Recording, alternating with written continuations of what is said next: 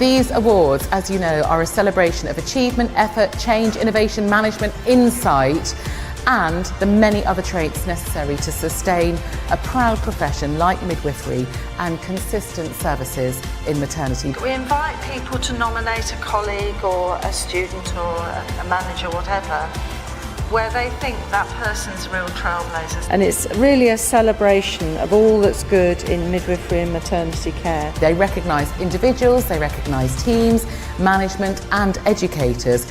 Anyone who values excellence and makes improvements. They are essentially a celebration of all of your achievements. So, shall we get on with it? What you do with your day-to-day lives, I just admire you hugely. If you do want to nominate a colleague, a friend, maybe yourself, please speak to the organisers and visit the website, and I really hope that we'll see you at that.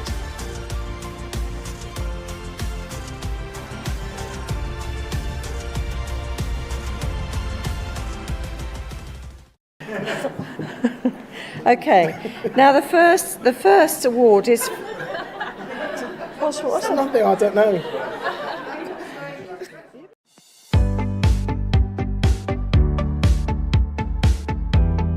We have had a 40% caesarean section rate in the National Maternity Hospital. That is major abdominal surgery. Around 40,000 mums did not return to work in 2022. It's even more relevant if you're a mum who's experienced birth trauma.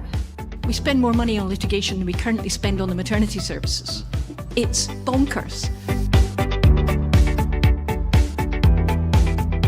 It's in all of our interests, and particularly the government, to improve maternity services. We can't achieve our mission unless we bring parents and professionals together. A revolution needs to happen. We need to start working together. I know it's a hard time, but for goodness sake, it's the best profession in the world. Be proud to be midwives, be proud of the job that we do, and continue to celebrate our successes.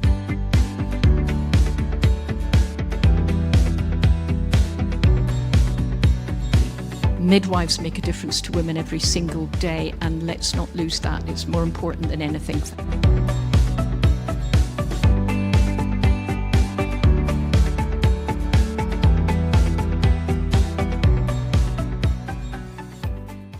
These awards, as you know, are a celebration of achievement, effort, change, innovation, management, insight, and the many other traits necessary to sustain a proud profession like midwifery and consistent services in maternity. We invite people to nominate a colleague or a student or a manager, whatever, where they think that person's real trailblazers. And it's really a celebration of all that's good in midwifery and maternity care. They recognise individuals, they recognise teams, management and educators.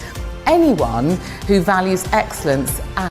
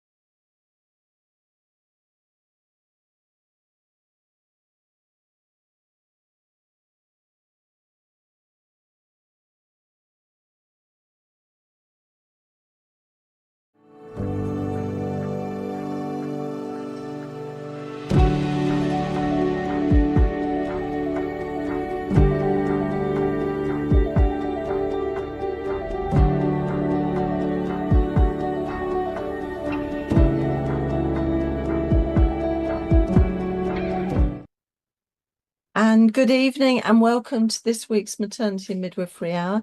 My name's Sue MacDonald. I'm the curator for the Midwifery and Maternity Hour and the Maternity and Midwifery Festivals, and it's my pleasure to be chairing the session this evening. And I'm joined by Laura Abbott, who is an associate professor at Hertfordshire University, and she's with us this evening. And because we always do this to our guests, we always ask them to share a moment of the week. And I think Laura might be very saucy and be sharing 2 moments, but we'll let her on this occasion. So welcome, Laura. Thank you so much for coming. Lovely. Thank you so much, Sue. It's great to be here this evening. Yeah, I'm being really cheeky. I'm going to have 2 moments because I had a special, an extra one today. So last week we launched in the British Library our Lost Mothers Project findings. So we launched the report and we had our partners Birth Companions join us and our amazing lived experience team and also Clean Break Theatre Company. And it was an incredible event. And today, a second moment has happened where I have learned that we will be taking the Lost Mothers Project into Westminster, and the play will be performed to ministers and politicians, and hoping to reach an even wider audience. So we're particularly happy about that one. So I've taken 2 moments. I hope that's okay. I think that's brilliant, and congratulations. That is fantastic. And I think today I was thinking about this morning because there's been a lot in the news about the criminal justice workings, and I know there's talking about there's not enough prisons, but also this poor man who was put in prison wrongly being freed, and it brought the discussion very clearly to us all. And I think this is a really positive aspect to be looking at this evening. I'm really thrilled that you're with us, Laura. So thank you again in advance. Now I'll just do the usual thing. I know we've got many of you are regular audience, so welcome. Even though you're regular, it's lovely to have you with us. But also there'll be some new people with us. And I'd just like to tell you where we came from, i.e. the Maternity and Midwifery Hour, which was, we started this right at the beginning of the first COVID-19 lockdown in March 2020, 5 years ago. We're still going. But this was a way of really connecting with midwives, student midwives, people within the maternity services, basically. So we did have some mums. We have got some mums. We've got some doulas and some maternity care support workers, and obviously students and midwives. And the great thing is that it's a really concentrated little chunk in the middle of the week. And when we started, it was really important. We did a lot about COVID. We don't do as much on COVID now, though maybe we should revisit for a while. But what we're looking at is things that concern midwives and midwifery. Hence, Laura joining us this evening. The other thing I need to say is everything is recorded. So if you come to anything with the Maternity and Midwifery Forum, it's recorded and you won't miss a thing. And I always say this at the beginning of the festivals, because whenever I'm going to a festival or a conference, I want to go to everything. And it's really hard to go to everything when you're given a choice out of 3 or 4 things. But we record everything, and then you get this lovely little box set if you've registered, and then you can dip in to your heart's content. Also, everything's kept by Matflix, and you'll see on your resources sheet, there's a link there to go and have a look at Matflix. You can get a subscription. It's a pretty good value. Price of a cup of coffee, I understand. And the only thing is I give you a health warning, because once you start going in and looking at some of the back catalogue and some of the clips and videos that we have there, it's a little bit addictive, but it is a fantastic resource if you're doing any project, dissertation work, if you're doing revalidation work as well, because it's a really easy way of finding a lot of information really up to date and high quality. So I'm recommending it to you all. Okay, the other thing, I'm going on to a little news flash. I'm trying to keep to time here. Big thing this week has been, it's kind of in the news, but not. A bit about the crisis for student midwives who are qualifying and not finding it very easy to get jobs. It seems, and we all know as midwives, we haven't got enough midwives on the floor, have we? But there don't seem to be enough jobs to go around for these newly qualified midwives. And what we know as midwives is if you don't practice immediately you qualify, you sometimes lose the confidence to actually ever practice. So it's a really important thing to make sure that you can get a job as soon as you qualify as a midwife. Now, there is a petition that's been started. And again, that link is on your resources. And do go in, have a look at what's been written and sign up. You can be anonymous if you wish or not. But it's the more signatures we get, the more powerful it can be to really raise this as a really good issue for politicians, for the media, and for all of those people, and get it really on the agenda. So that's one thing. The other thing is that this week is Black Baby Loss Awareness Week. It's underway. This has been led by Alicia Burnett, who many of you will know. She's been on the Maternity Hour several times, wonderful midwife. And she's got a whole lot of range of activities, including sessions on Black men and baby loss, self-care after baby loss, and an annual walk and talk event. I love this idea of a walk and talk event. It's in London, so you might be free for that. So check out Alicia's Instagram. And it always reminds me to get to understand Instagram. I'm not very good with it, but I know she's got a very good Instagram account. So just check in there. That's on resources. There's also information in our wonderful Practicing Midwife journal online, so that the information there is there as well. So I'm finishing. I've galloped through that pretty quickly because I'm really very keen to get on with the main meat of the session today, because it's really important. As we were saying earlier, this has been under discussion, and I know that we're looking at a very vulnerable and potentially significantly disadvantaged group of women and babies, all those who are stuck or within the criminal justice system. And I know in not so long ago, and I'm sure Laura will be able to share with us some of these stories, some very terrible stories of experiences of women and their babies in prisons. And those media reports are very painful to hear as a midwife or as a student midwife, I'm sure, and very disturbing. So I'm really delighted to welcome Laura, Dr. Laura Abbott, Associate Professor in Research at the University of Hertfordshire. She's done an enormous amount of work in this whole area, right from, I'm not sure if it started with her PhD work. It was probably even before that, because it's almost like a little lifeblood, I think. She started the Pregnancy in Prison Partnership International, PIPI, and with this academics in Australia, New Zealand, Canada, and the USA, and UK-wide Prison Midwives Action Group, and has also been doing some really interesting creative work around the experience of women in prison. Now, there's more about Laura, but I'm just giving edited highlights because all of this information is online for you. So welcome, Laura. The screen is now yours, and thank you again for coming to share all your knowledge and all the things that are going on, which are actually very positive in quite a difficult scenario. So thank you. Thank you so much, Sue, and thank you for that lovely introduction. That's really kind of you. Yes, so today I'm going to be talking about the realities of being pregnant in prison and what this means for women and their babies and the midwifery profession. So this presentation is going to focus also on the findings of the Lost Mothers Project, which is a 3-year ESRC funded study carried out with the charity Birth Companions and a team of women with lived experience. And what we did is we explored the impact of enforced separation from newborns in prison.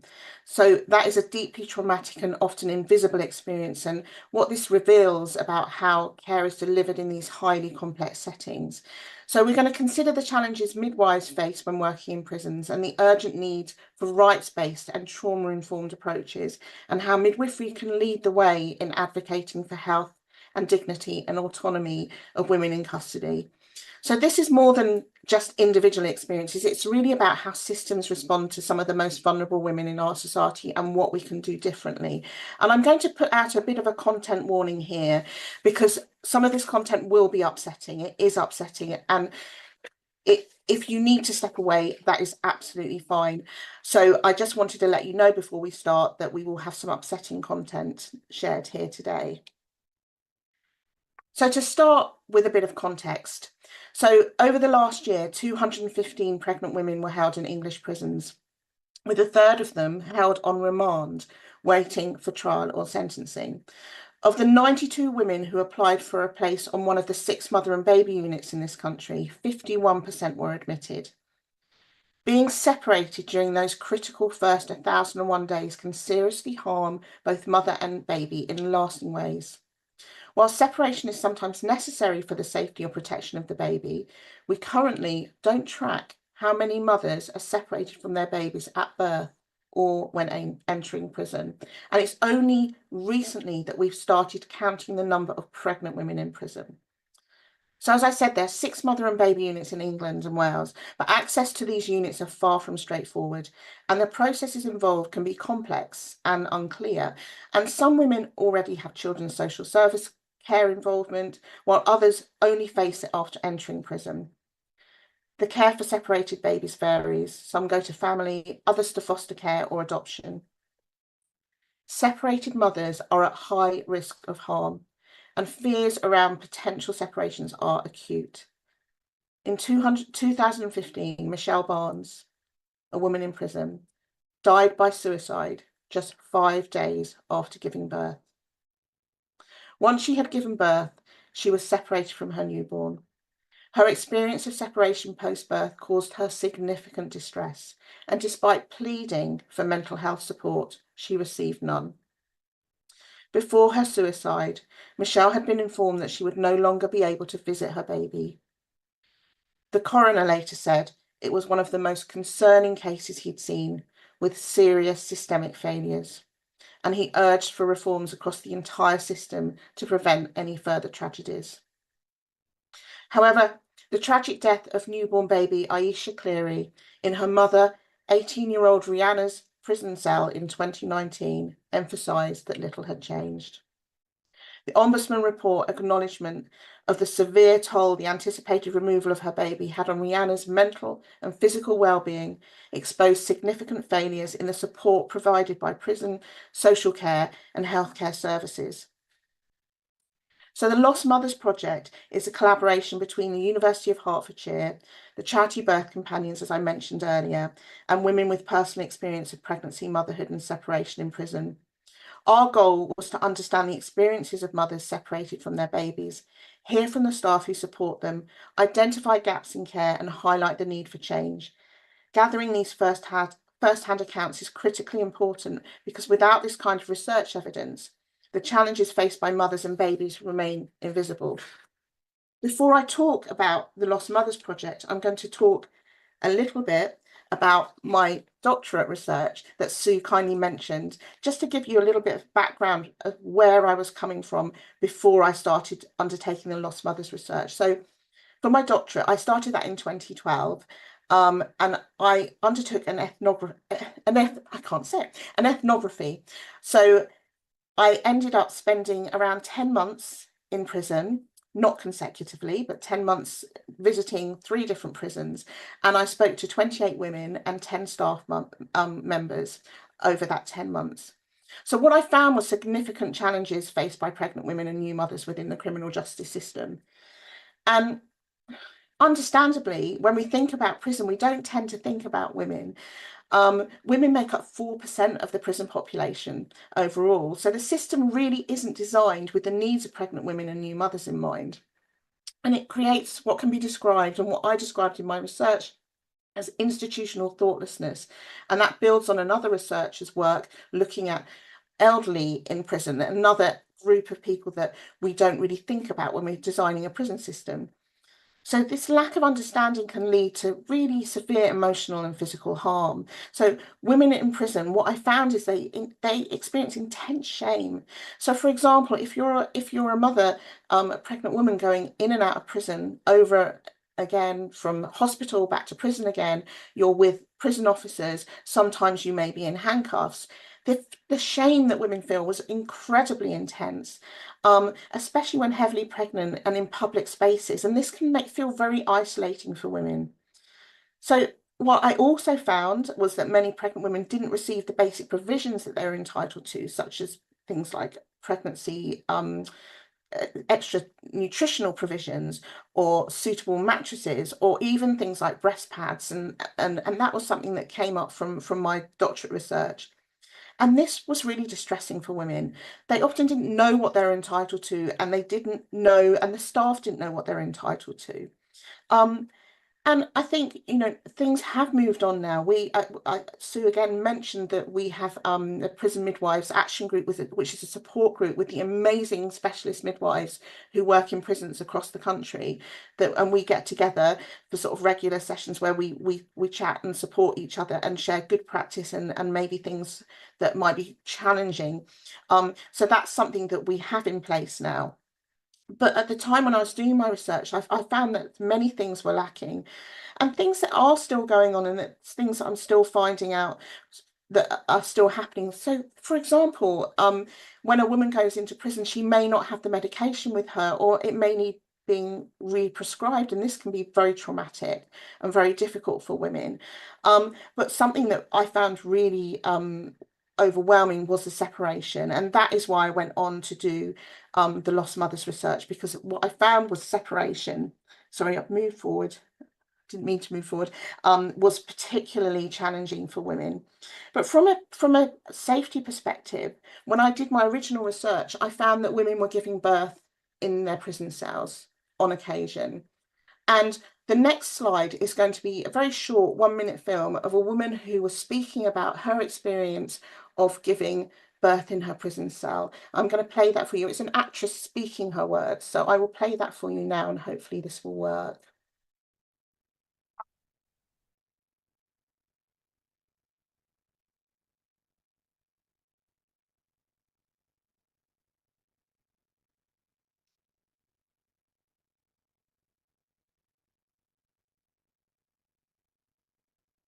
It's just Braxton Hicks and I'm in for a really, really long night. And I said to them, no, I'm in labour. And they were like, no, it's fine, you're fine. When they came back, absolute panic. Oh my God. They got me on the bed. We need an ambulance. We need to get her to the hospital. And I said, I don't have time to get to the hospital. I told you I was in labour.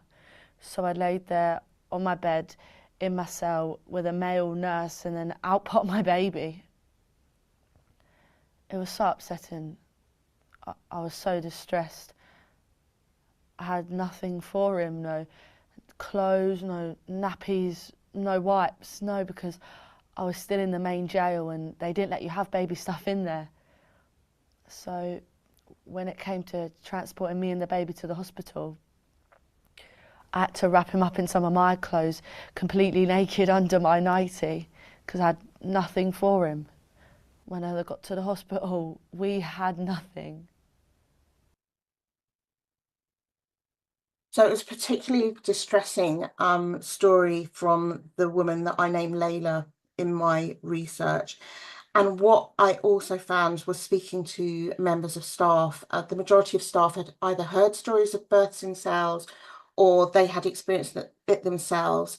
And what they were saying at the time is they hadn't had any training, they didn't know what to do, there wasn't midwifery care at night time. But what was particularly alarming in Layla's case, which is not her real name, I reiterate, is the fact that she was at multip. She was 36 weeks pregnant and her baby was lying in breech position. So all the red flags and alarm bells for us as midwives, and what was overwhelming for her was that she felt she wasn't listened to and she wasn't heard. At the time when I was doing my research, we didn't have plans in place for births in cells, but what we have now and what I found, with our specialist prison midwives, they have birth packs and birth, training. They do training with staff now. However, we would still say that, as we know, birth can be unpredictable. We don't have midwives in prison at night. So I wanted to bring that to you tonight, to share that with you as part of my doctorate research. But what I've done moving forward is built on that work with the Lost Mothers Project, and I'm going to focus mainly on what we did with the Lost Mothers Project this evening, but that gives you a little bit of background of why this work and this research is so important. So we, for our Lost Mothers project, we carried out interviews and observations to really understand what it's like. Oh, sorry, we're skipping forward, and I don't mean to be. For the staff who work with them. So we visited 5 prisons, speaking to 74 people in total, and that included 29 women who had been separated from their babies. We spoke to midwives and social workers and healthcare staff and prison officers. So we spoke directly with women facing separation, and we observed decision-making meetings about whether babies could stay with their mums. And we made sure to really capture the personal and professional challenges involved. The study, it was ethically approved, and we really took great care to work in a trauma-informed way. And we all had training in trauma-informed interview techniques, and we made sure that it was as sort of sensitive and trauma-informed as possible. So a key part of the project was working really closely with a team of women who have lived experience of the prison system themselves, and they helped design and analyse the research. They have been with us through the whole project and have been absolutely incredible, from helping us to design our logo for the project, thinking about the title of the project. They are embedded in the Lost Mothers project completely. So the women that we did speak to gave informed consent to take part, and they were really clear that they wanted their experiences to be shared, especially with decision makers. That's why we're particularly happy that we're going to be going up to Westminster. Many told us that they were determined that what happened to them should lead to real change for others. So all the interviews were recorded and anonymised, and we used pseudonyms. They were carefully analysed by us as researchers, and also with our lived experience team who helped us analyse research.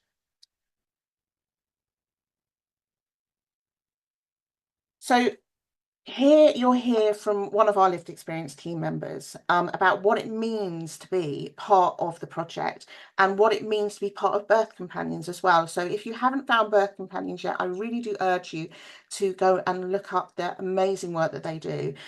So we'll just hear from one of the members of our team.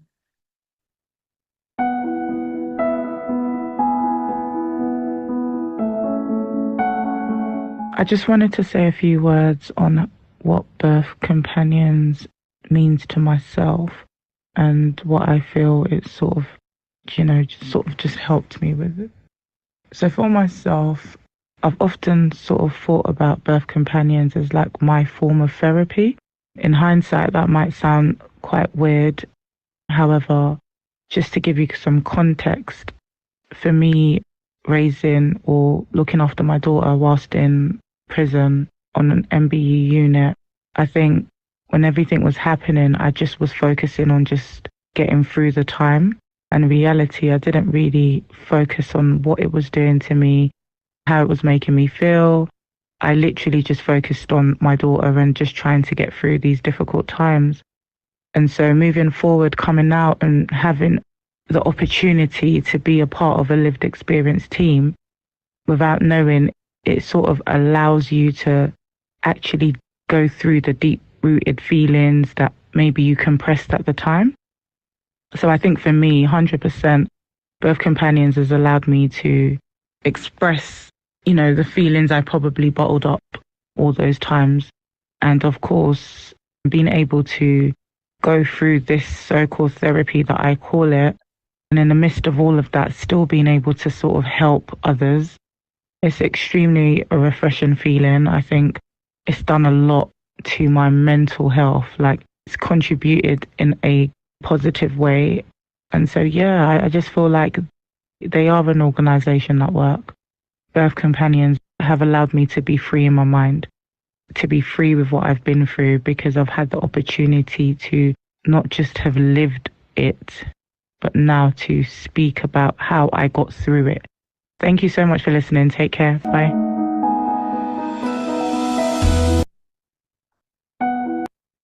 I think it's really important that we hear from our lived experience team, and they attended our launch last week and will be coming to Westminster with us as well. So it's just been incredible to work with this group of women, and when we talk about co-produced research, I think it's a real model of how it can work very, very well. So what I'd like to do now is to talk about our findings.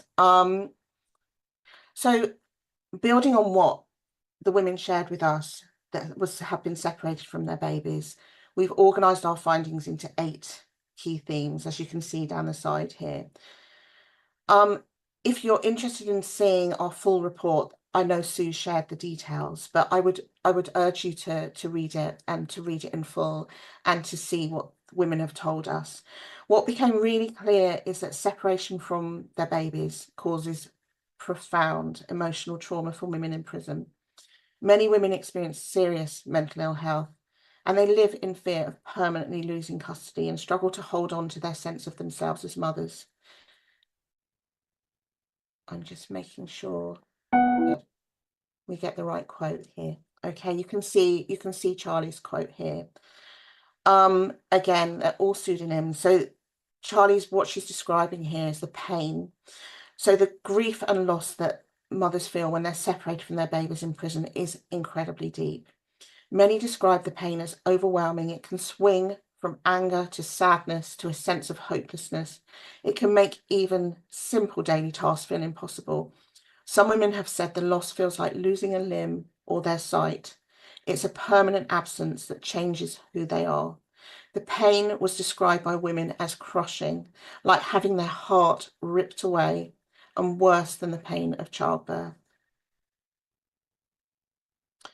A key issue is the invisibility of mental health needs. Women often hid how they were feeling because the pain was too great to express. Many women in the project shared experiences of trauma from childhood and adulthood, abuse, time in care, previous child removals, and homelessness. The loss of a child in prison adds a severe psychological burden, yet mental health struggles often go unrecognised, leaving women feel like they might flip out, as Seema mentions here, or have a breakdown. For the women we spoke to, even the smallest interactions with their babies meant everything. The power of being a mother is often found in those small everyday moments, feeding, cuddling, or simply being close to your baby. These moments are deeply meaningful and help mothers hold on to their sense of identity.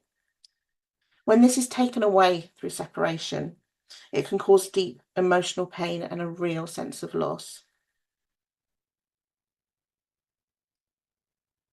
Many women felt judged and unfairly treated. For some, prison felt like a last resort, leading to a cycle of minor offences just to have shelter. You can see from Cora's quote here, she's basically saying, if I'd have housing, I could have kept my baby, but without a home, it wasn't possible. You released me to nothing and no support and no home. So the separation from their children added to their emotional pain and this sense of injustice. And you can see just how unfair and unjust that is.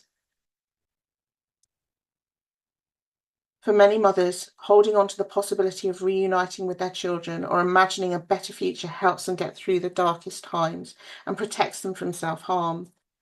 As one woman shared, my hope is that my children will come and see me one day, and that's what I live for.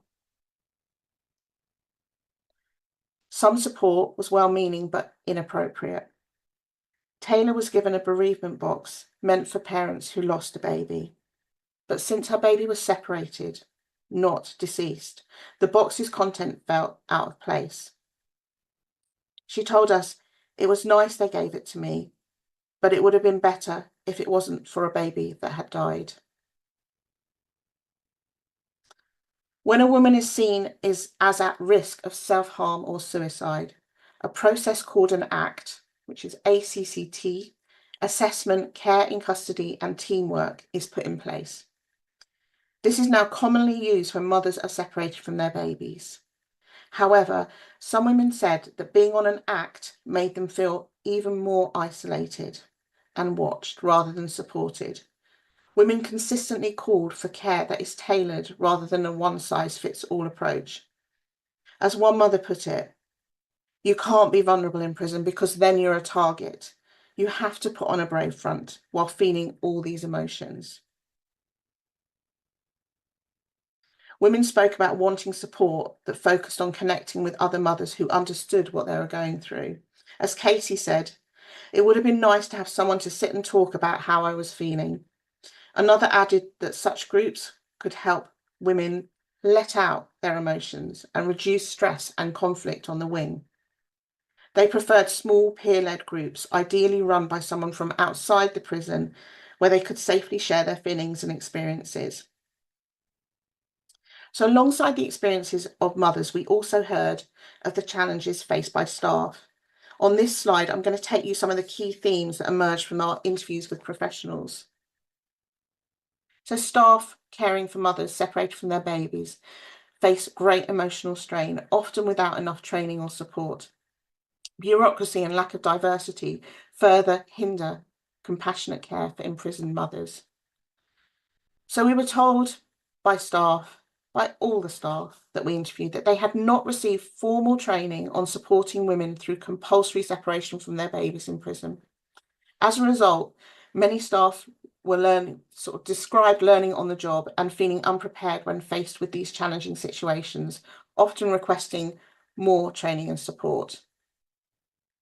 Every staff member described the emotional toll of seeing mothers separated from their babies.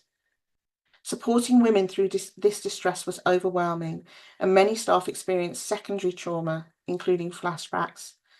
As one prison officer put it, you do become an emotional sponge for all this stuff, and sometimes the sponge does leak. The stuff we deal with in here is really traumatic.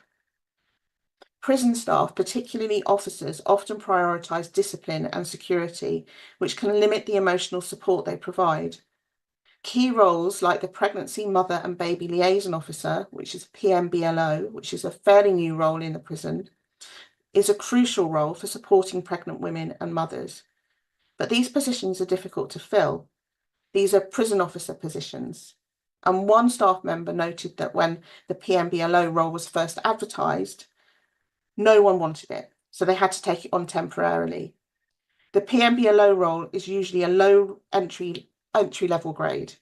It's equivalent to band 3. This means that those in that role lack the authority or responsibility needed to fully implement crucial support policies. For example, they cannot manage the acts put in place for separated mothers. The structure of the prison system leaves both mothers and staff with very limited control.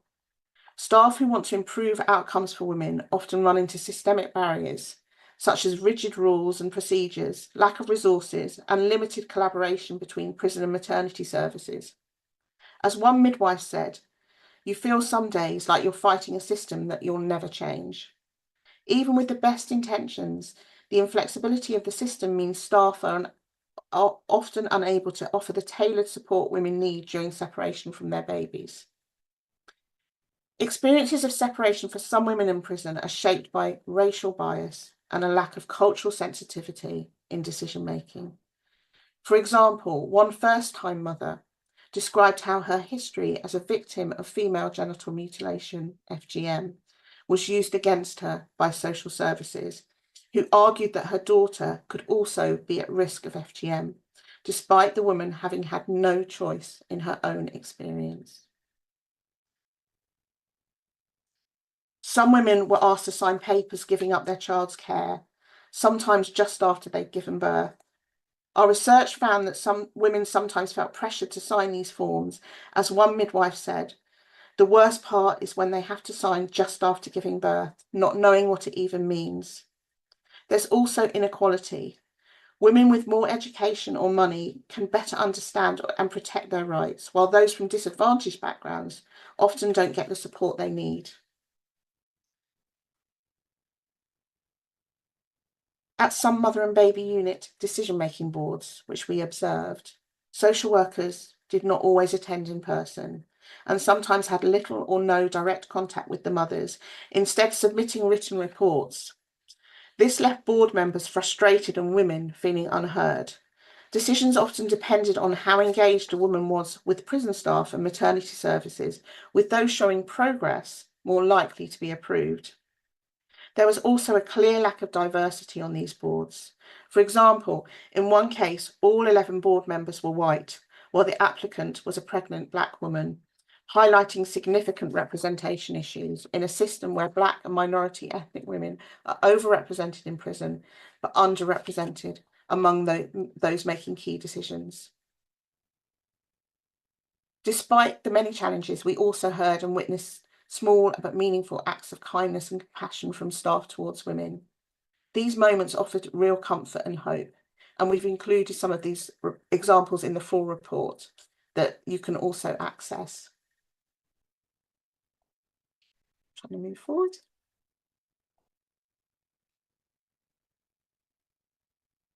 We've been engaging, and you may have seen media reports, and I know Sue mentioned media reports. So we've been engaging with media for many years now. One of the reasons we first started engaging with media was to really highlight the issues. And one of the first stories that came out in the media from my research was the situation with births in prison cells, and that came out in 2018. We gave evidence in the Joint Human Rights Committee but with birth companions about these issues, and we've been trying to campaign and change. It's been important to do this, to really highlight the issues, but also we've been involved in expert witness work and also campaigning with the campaign group Level Up to try and change the system and to find alternatives to incarceration for pregnant women. So another way that we've been trying to work is and to humanise the experiences of women is by engaging with art and theatre. And I think what you saw in some of the slides before, and you'll see in our reports that we will share with you, is artwork done by an amazing artist called Becky Ward, and she's brought our research to life and the experiences of women with lived experience to life as well. Beautiful artwork, and has many comments about that and how it's had an impact on people. But we also have been working with an incredible theatre company called Clean Break, who have been going for about 40 years now, and they were set up by two women with lived experience of being in prison, and their members are women who may have experienced the criminal justice system or who are at risk of entering it. So we have been working together with Clean Break, and a play has been written by an incredible playwright called Gurpreet Kaur Bhatti, called Scenes from Lost Mothers. And if we can play the short video, it tells us a little bit about what we did and how we engaged with Clean Break. I think we need to play the video.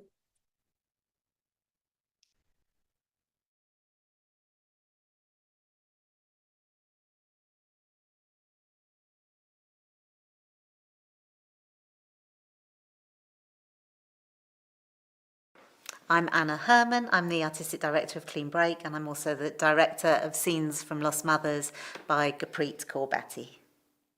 So Scenes from Lost Mothers is a short play that was commissioned by Clean Break and the University of Hertfordshire to kind of amplify the research of Dr. Laura Abbott that Laura has been doing for over 12 years, researching into the experience of incarcerated women being separated from their children, from their young children and their babies, and from around pregnancy in prisons.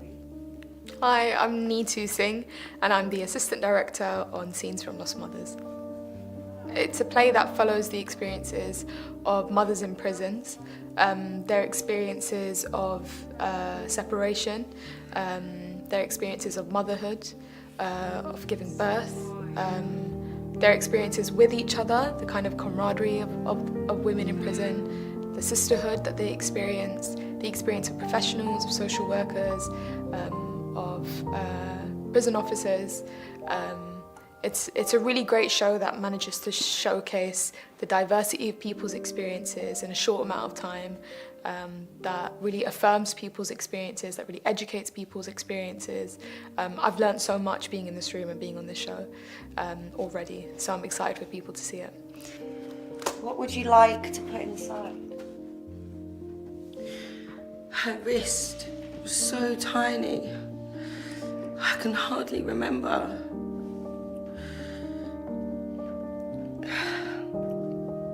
This was the first toy she touched.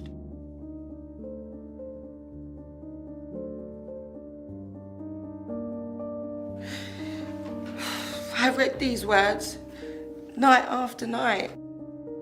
Dog, cat, bear. night after night. Do you think she recognised my voice? Of course. She's been listening to you since she took her first breath. Because some of it is really affecting some of the stories that are shared, and we've all found that in the space, haven't we? It's kind of full on. It's full on. It's a really, just really experiences that you might not think about if they're not your own, but then when you understand them in the context of women being separated just after birth from their babies and all the ramifications of that, it really is a call for change. You're prepared to go on the record? My name? Yes. You said this was important. We're not allowed. We're not supposed to say stuff. What do you want me to do? Just make sure people know. That's what you do, isn't it? I need your name. This is my job. How brave are you? Actually brave? I just want to do a good job. That's all I want. I just hope people start to understand and realise what the prison system is and what the experience of people who are incarcerated is, what the experience of women, of mothers is in prison, because I think until you don't watch this or until you don't take a second to even think about it, you don't really realise that there's a whole group of people that exists who are experiencing this, and there is a whole there's people like birth companions like Clean Break doing the work to support them and to humanise them, and if I hadn't been in this process, maybe I wouldn't have even thought about that. So my hope is that audiences take a second to just think about it and realise what's happening, and then feel empowered or feel moved to actually do something about it, whether that's supporting the work that Clean Break do, understanding the work that birth companions do, becoming educated about what's happening, because it's insane. Like some of the scenes that we do, I'm like, I can't believe this has actually happened. People are staring, and it's not because they recognise me off EastEnders. They see the cuffs and they're frightened. I'm frightened too. What is this thing? This animal that requires a leash in the hospital around nurses? We tour the play with a workshop, and the workshop is a space to kind of open up the stories and open up the themes of the play and to consider them from all the different perspectives. We're not alienating staff, we're not demonising staff either, as staff are in their roles doing their jobs. It's just there's a dysfunction in it, and people are suffering as a consequence. Women and babies and children are suffering. We've had a great team, and we've got some beautiful creatives, so the sound and the set, and it's been a great experience. Yeah. For this, we've also opened it up to women with lived experience from our peer partner organisations, because we're really interested in just wanting to make sure that the cast was the right cast. We kind of broadened the net and opened it up, so we invited companies like Synergy and Outside Edge and Big House to share it with their members, and so a third member of our cast has come via that route as well. So, and together they're all kind of thinking about what their next steps are, and it's part of that journey.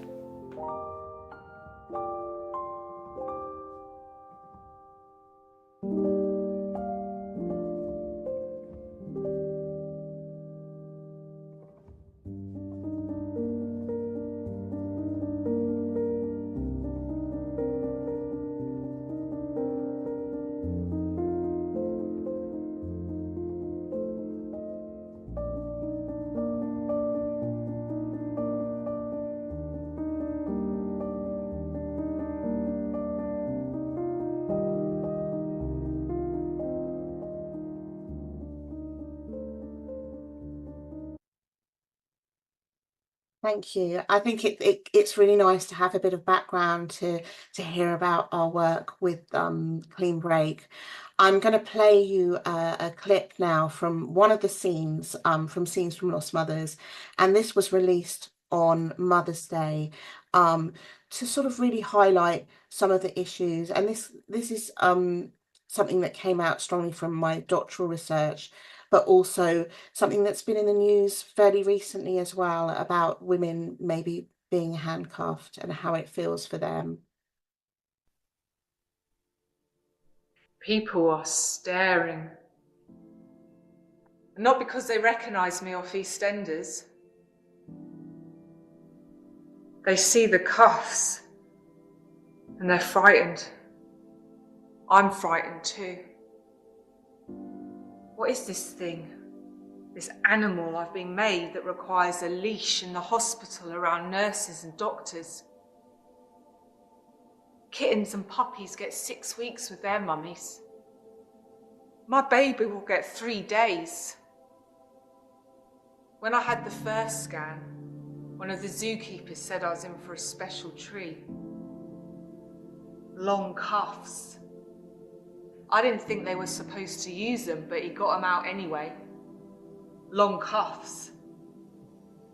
He said I could still move but not get away, like when I went to the toilet. He was the first man to see my baby on the monitor. I wanted my partner, but they sent the wrong appointment time. Computer error. When I was in labour, I kept asking them to call him, but the zookeepers said they needed authorisation. I asked and I asked, I started shouting. In the end, the doctor rang him. He got stuck in traffic. I wanted to breastfeed, but the zookeeper was watching over me, so I asked for a bottle. Afterwards, I walk out the hospital with 3 zookeepers and no cub. No cub. I catch sight of us all in a mirror. It's a picture of a moving cage. It's weird. People are staring. They can't stop. I don't blame them.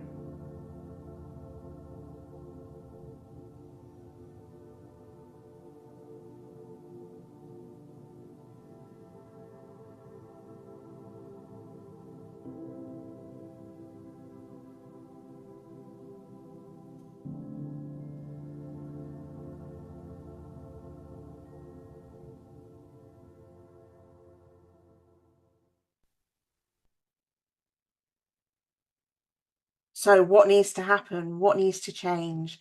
We know there are some changes, and there's definitely some changes from when I first started researching pregnancy in prison. We know that we have specialist midwives in our prisons now, and they have protected time, the majority of them, but we need to make sure that we keep their protected time no matter what happens in the future with pregnant women in prison. And I know the campaign is to have alternatives to custody, but we still need to ensure that we have these specialist midwives in our prisons, because the complex and difficult, challenging situations that we find ourselves in when caring for women that are coming into our justice system. But what we really want is an end to imprisonment, if we can, for all women during the first 1,001 days in all but the most exceptional circumstances. And this may sound ambitious, but there are alternatives in place. And when we think about the fact that the majority of women in prison are there for either non-violent crimes, low-level crimes, or a third of them being on remand, this isn't overly ambitious. I think it can be done, and we are very hopeful that this can be done. There have been positive indications from the Secretary of State for Justice and the Prisons Minister, and a Women's Justice Board has been created. And some changes to sentencing guidelines have been implemented. We're having a lot of problems with this at the moment, but we are campaigning really strongly on this. It shows promise for reducing the overall numbers of pregnant women and mothers of babies entering prison. But also we need to look out for what's going to come out of the independent sentencing review. So this also has potential to support the work that we've been doing. the changes are subject to political pressure and they're not certain, and that's the problem. We can see with the recent row over sentencing guidelines, and there's a lot in the news at the moment. I'm sure there's nearly something nearly every day. And today there's been talk about pre-sentence reports, which are crucial when it comes to pregnant women and whether they're sentenced to imprisonment. And this has resulted in pausing measures that would have really ensured that sentences really fully consider the risks that custodial sentences pose for mums and their babies. So we know that these reforms will take time, and many past commitments to improve the justice system for women have failed to translate into reality. But we are really hopeful. And we're not going to give up. We're working very hard together. There's a massive collective, and it's great that you've joined us as well. So you can come along. Those that want to join us, come on board and campaign with us, and for the work that we're doing.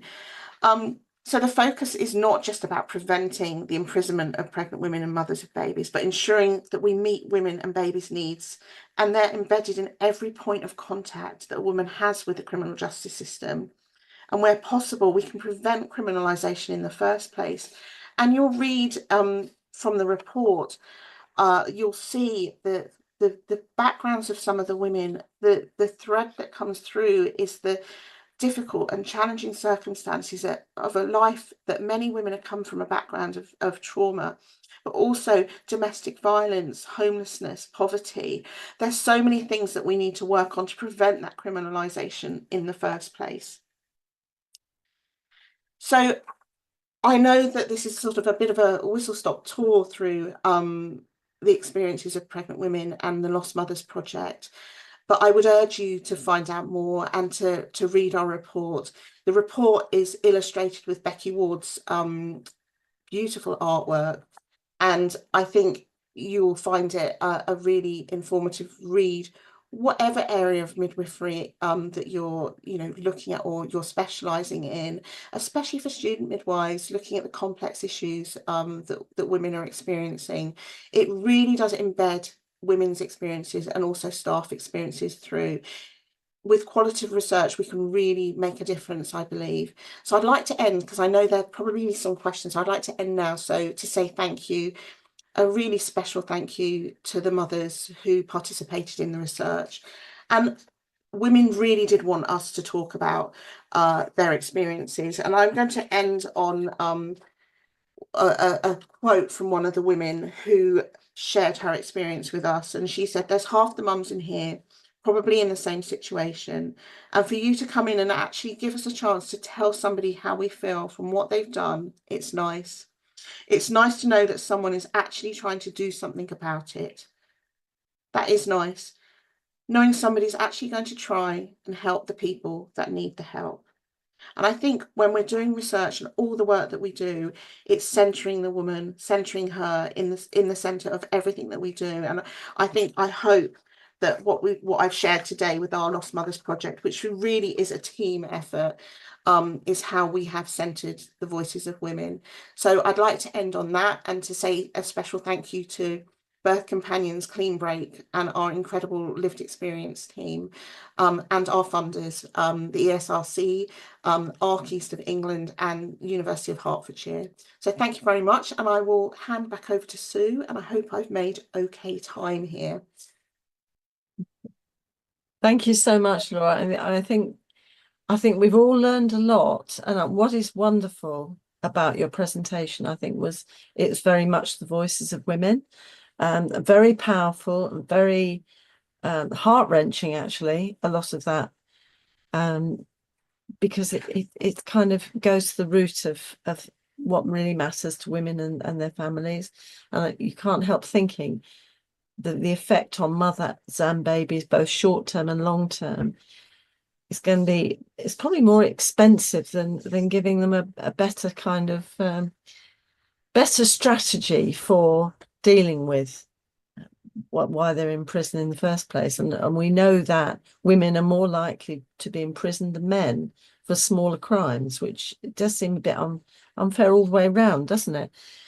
Anyway, thank you for that. We do have a few questions. We've got Gemma Louise Kendall. Hi, Gemma.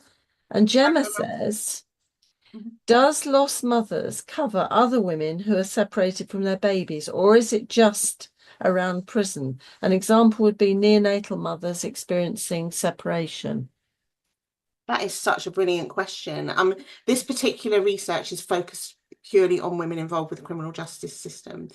But I think, Gemma, what you're probably focusing on there as well as the loss, the general loss, the feelings of loss and that separation.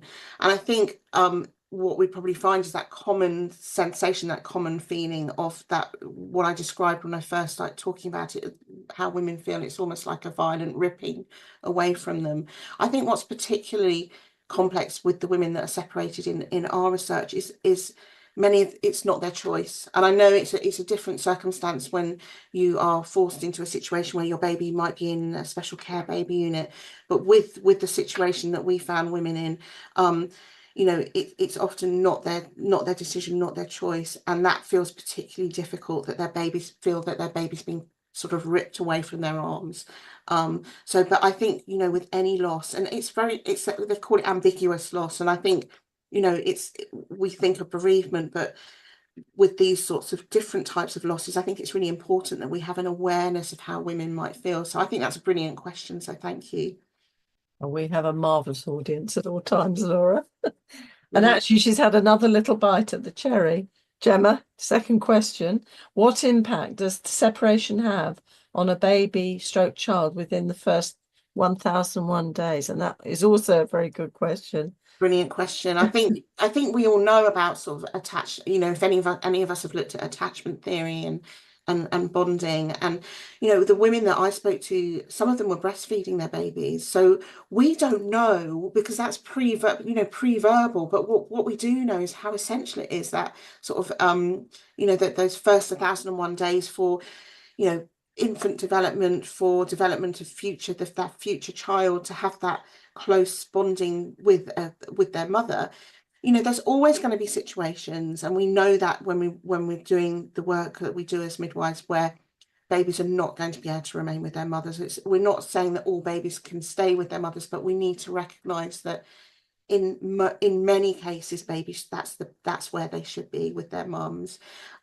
We don't know what the impacts are. What I can tell you is what women tell us anecdotally about their children, and I think we do need more research in this area. So women that we speak to say that maybe their children might have behavioural difficulties later on. They may develop ADHD, for example, and a lot of women will say, well, I'm sure that's because of the separation.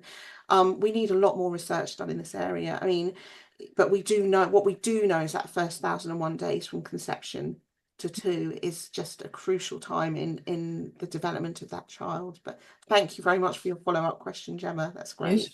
Beautifully put. Thank you, Laura. I mean, I think I found interesting when you gave a quote from the mum who said she's kind of hoping her child's going to find her in 19 years. And you think, my goodness, that's so little to be wanting, when you want the whole of that child, don't you? And what I found is it's hard for us to imagine being in that circumstance, and I think that's what women would hold on to, that hope, and that's what would keep them going, and in the most sort of brutal, difficult circumstances sometimes. And that's what they told us, that it's just the thought that my child may one day, I need to get clean because my child may one day come and find me, or I need to survive this because my child may come and find me. And it's that glimmer that keeps women going. And if we go back to the start when we talked about Michelle, who sadly died by suicide, complete tragic circumstance, but what she had taken away from her was hope. And I think that's something that is so important when we're working with women, is the thought of having that, having a bit of hope. So yeah, that came across quite strongly as well in the research. Gosh, absolutely. Okay, we've got a few more. We can do a few more. Yeah. We've got Zoe. Hi, Zoe. And Zoe wants to know, do you allow student midwives to join your campaign? I think I might know the answer to this too. I think you know the answer to this. I think, Zoe, you probably know. I don't like the word allow. I'm not. Yeah, I think absolutely. sign up with Level Up, come and find out about the work of birth companions, get in touch, sign the Level Up campaign. There's I think, please do get involved. Spread the word. I think we need to know more about this group of women that are very, very invisible to our society, literally invisible. They're behind walls. So it's important to know, find out about the work of the amazing midwives who work with this group of women as well, the specialist midwives. Again, it's quite an isolating role being a prison midwife. You're often the only midwife in that prison. So definitely, Zoe, come and find us. We'll be very happy. We will definitely allow you. Fantastic. Thank you for that, Zoe. And Amal, I'm not sure if I'm pronouncing this correctly. Is there a special prison for expecting women in the UK? No is the answer to that question. We have 12 women's prisons in the UK, and we don't have any, they tend to be in, all the prisons all throughout the country. So we don't have a special prison. There's sometimes women will be on a wing that may have more pregnant women on the wing, but there's no special prison. I can tell you about an alternative to imprisonment. I visited an incredible place last week, actually, in Southampton called Hope Street, which is an alternative to custody where women can be diverted from the courts. And it's a very healing and rehabilitative space. And it's designed, another organisation to look out for is One Small Thing.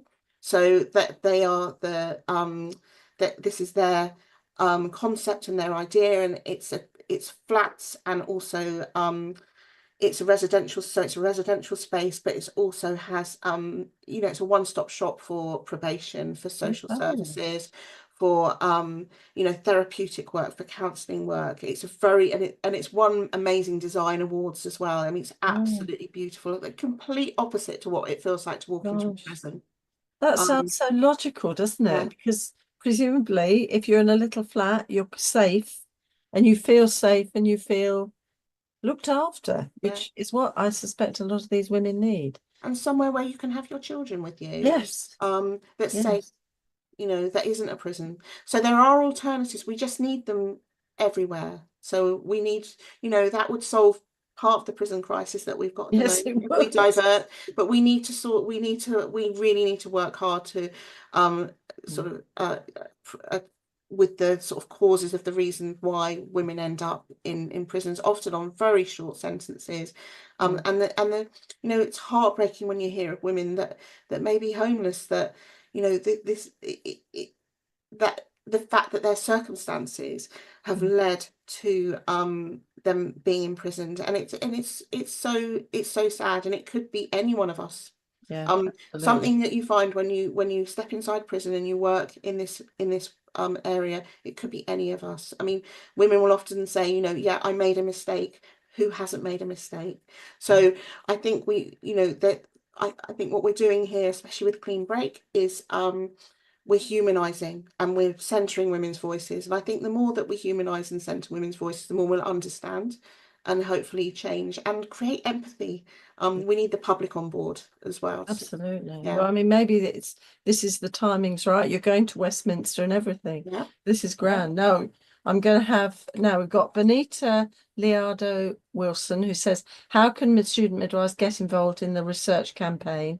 In what ways can we spread awareness about this? I think you've partly answered that one, but you might want to say a word or two. I think, again, have a look at I think Sue will be sharing resources with you, but have a look, especially the organisations that I've talked to you about, and they're on the list with the links as well.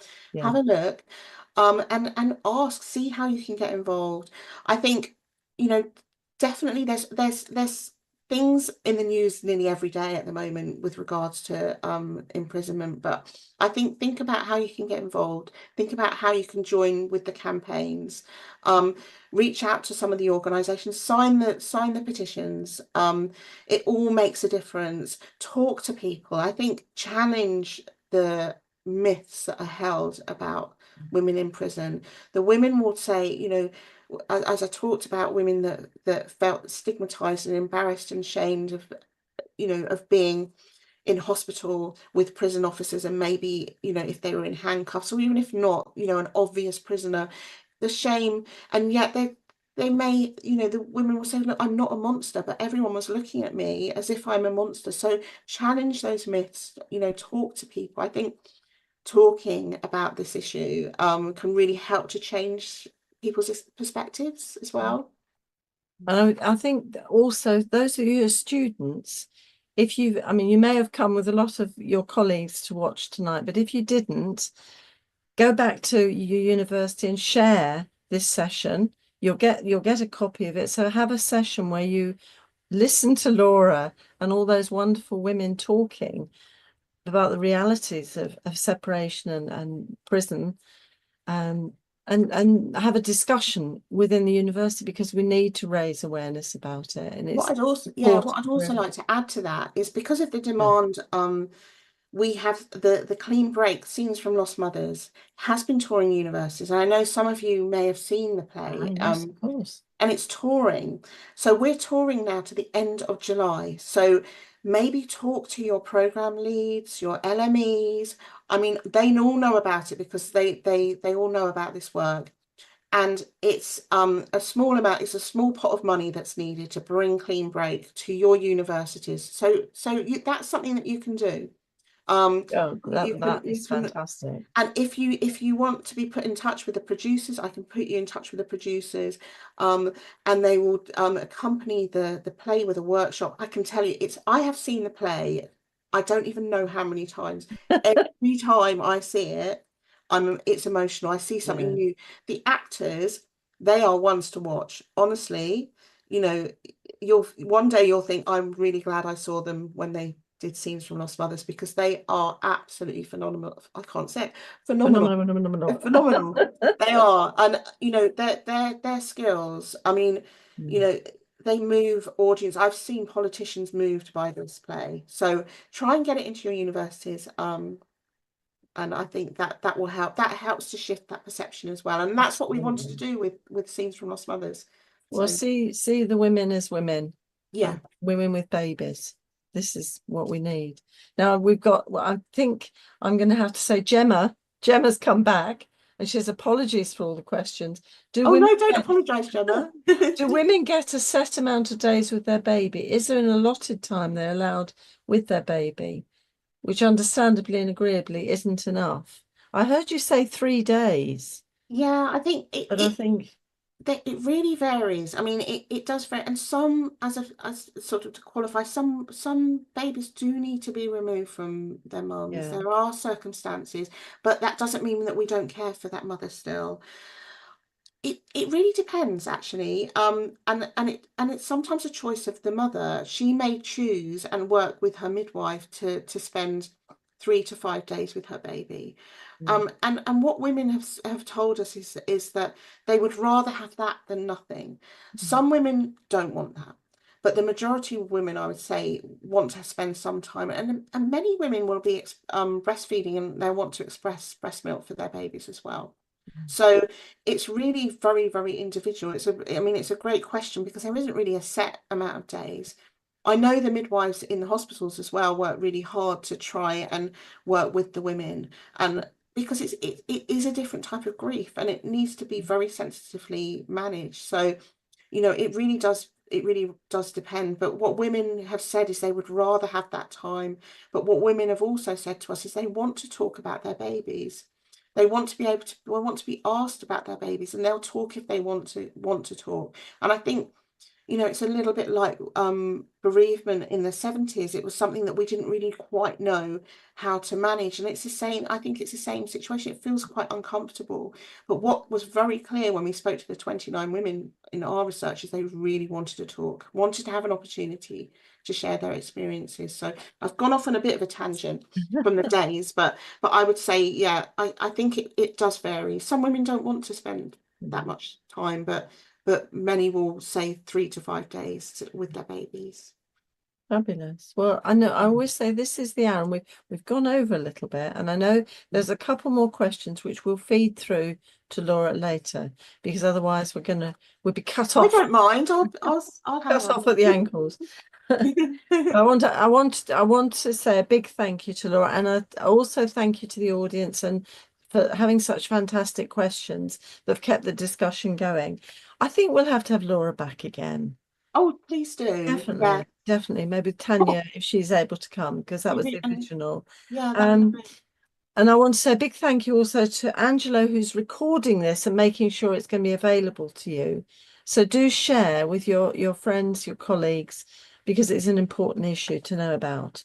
And of course, all those different links, there's a lot of links, but you don't have to read every single thing, but there'll be some that you can dip into and find really useful. And I think it's a bit like the Matflix that I said earlier. You'll find once you start reading them, especially when they're in the women's voices, it's very real. This is the beautiful thing about qualitative research, actually. And Laura's really made it come alive with that. When it's the women's voices, it really hits you in your heart and you remember it. And this is one of the wonderful things about this evening. So resources are going to be available. This is going to come out next Tuesday. It's going to come out at 6 o'clock in the morning on Friday morning, if you wish to listen to it on a podcast. So next week, we're looking, funnily enough, at the role of doulas within the UK maternity services with Sally Ann Beresford and Kate Woods from Doulas Without Borders. So it's supporting other women with additional needs and some of those disadvantaged women's. Now, I'm looking forward to seeing lots of you in, I have to remember, Nottingham next week for the festival on the 20th. We've got the wonderful Theo Clark speaking as one of our speakers, but we've got lots of fantastic speakers. Now, those of you who are thinking about a little break, maybe in July, we've got a festival coming up in Manchester on the 8th of July. So you could organise a mini break and come up to a lovely festival, and that would be lovely to see you then. So in the meantime, stay safe and well, and we'll see you same time, same place next week. Thank you again to Laura. We will have you back, definitely. Thank you, Sue. Thank you, everyone. And take care.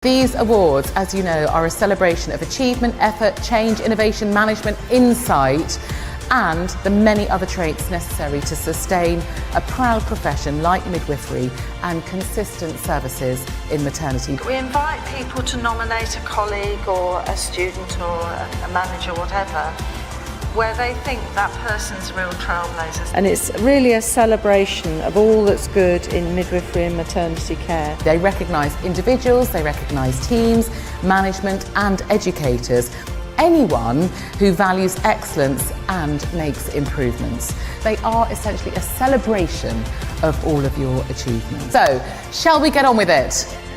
What you do with your day-to-day lives, I just admire you hugely. If you do want to nominate a colleague, a friend, maybe yourself, please speak to the organisers and visit the website, and I really hope that we'll see you at that.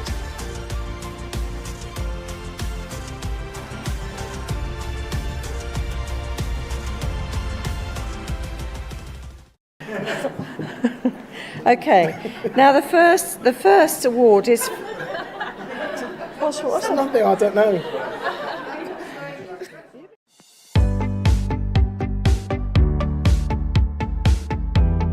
We have had a 40% caesarean section rate in the National Maternity Hospital. That is major abdominal surgery. Around 40,000 mums did not return to work in 2022. It's even more relevant if you're a mum who's experienced birth trauma. We spend more money on litigation than we currently spend on the maternity services. It's bonkers. That it's in all of our interests, and particularly the government, to improve maternity services.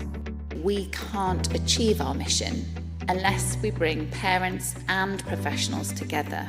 A revolution needs to happen. We need to start working together. I know it's a hard time, but for goodness sake, it's the best profession in the world. Be proud to be midwives, be proud of the job that we do, and continue to celebrate our successes.